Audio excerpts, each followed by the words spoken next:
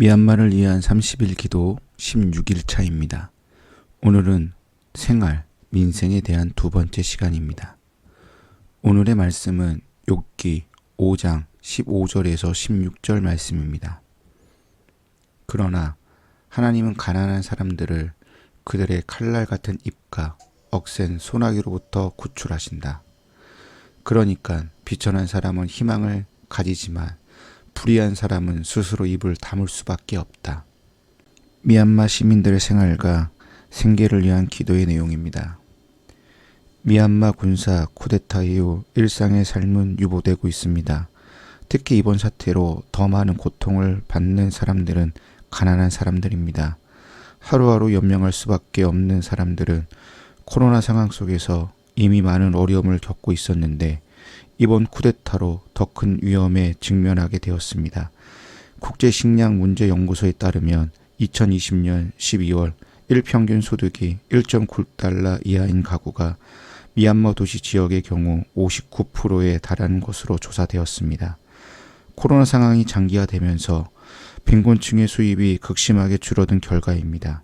여기에 쿠데타 사태가 겹치면서 빈곤층의 생계 문제는 시급히 해결해야 할 상황이 되었고, 만약 이 사태가 장기화되면 결국 빈곤층부터 난민으로 전락하게 될 위험에 있습니다.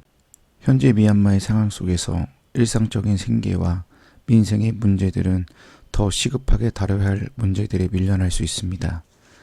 예를 들어 폭력적으로 진압 중인 공권력에 대항하는 방법이나 폭력에 희생된 부상자 치료 문제 등 우선순위에 가려져 소홀히 취급될 수 있습니다.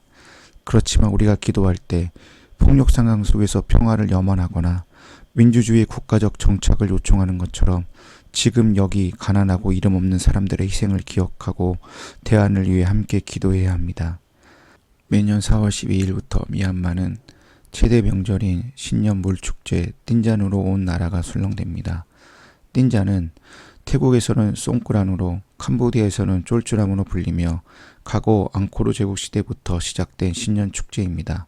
함께 즐거워하고 행복을 나누는 동남아시아 최대의 명절인 것입니다. 그렇지만 올해는 쿠데타 사태로 전통적인 기쁨의 축제가 슬픔과 아픔의 시기가 되어버려 마음이 아픕니다.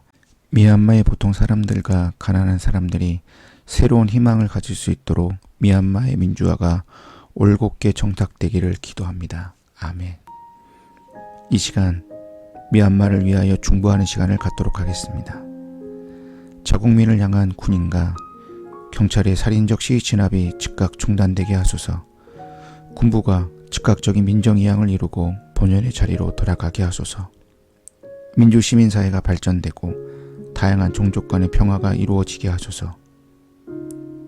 국제사회와 세계 종교 시민사회가 미얀마 민주화를 적극 지지하게 하소서. 기도하시겠습니다.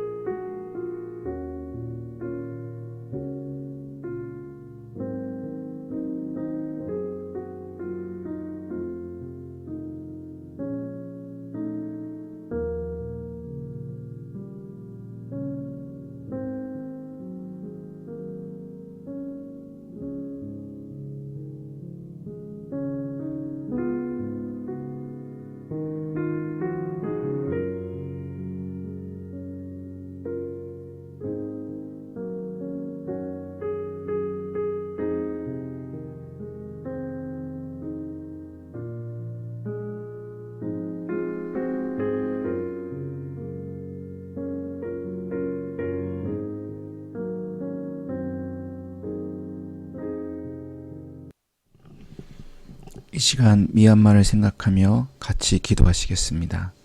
주님, 코로나로, 쿠데타로 가난한 사람들의 고통은 나아질 기미가 보이지 않습니다.